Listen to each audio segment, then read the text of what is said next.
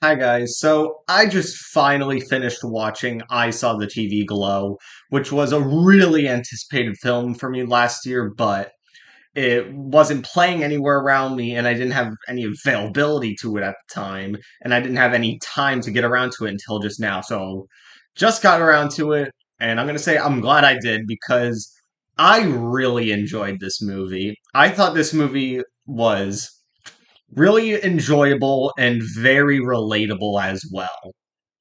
Um, this was a really this is a film that I know, just like a lot of other A24 horror films, this is not going to be for everyone. In fact, I'm going to argue that this movie is not going to be for most people. This is really going to be someone who has a this is going to be a film that is going to be mainly strictly for someone who has a strong personal or emotional attachment with media itself. That is one thing I'm going to say. But judging the film as it is, uh, acting was fantastic. Everyone in the film I thought did great. And visuals were really good. The effects on everything I thought looked really good. I really liked the aesthetic.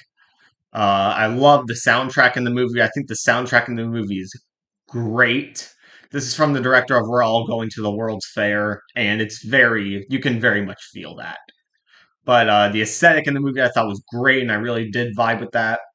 And I overall had a really personal and emotional connection to the main character and to the film in general. I did have a connection with it, and I really enjoyed it. Now, my negative with the film is that um, there was a little part of the movie that I thought was missing. Now, whenever I review a movie like this, whenever I review a horror movie that is not in any way traditional and not a traditional horror film, which this definitely isn't. Obviously, these kind of movies, they're going to be very ambiguous and they're more relying on experimental or atmosphere, whatever. This one more relies on the experimental elements. But obviously, with something like this, something that is not a traditional horror film, they're going to be very ambiguous with it. And I love that. I do love it when films are very ambiguous because I feel like when you over explain something, it can get very corny, very cheesy. But with this movie, there were a couple of things I feel like that should have been put into the story that wasn't in there. And it should have been in there just for the sake of the story, but it wasn't.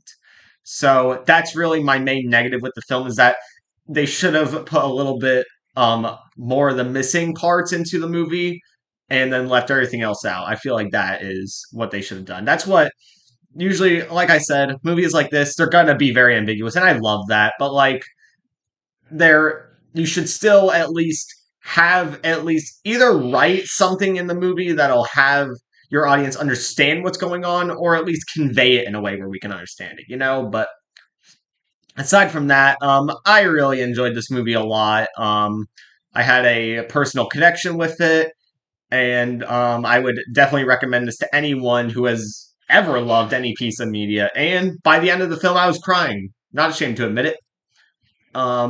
So that's going to be my review on I Saw the TV Glow.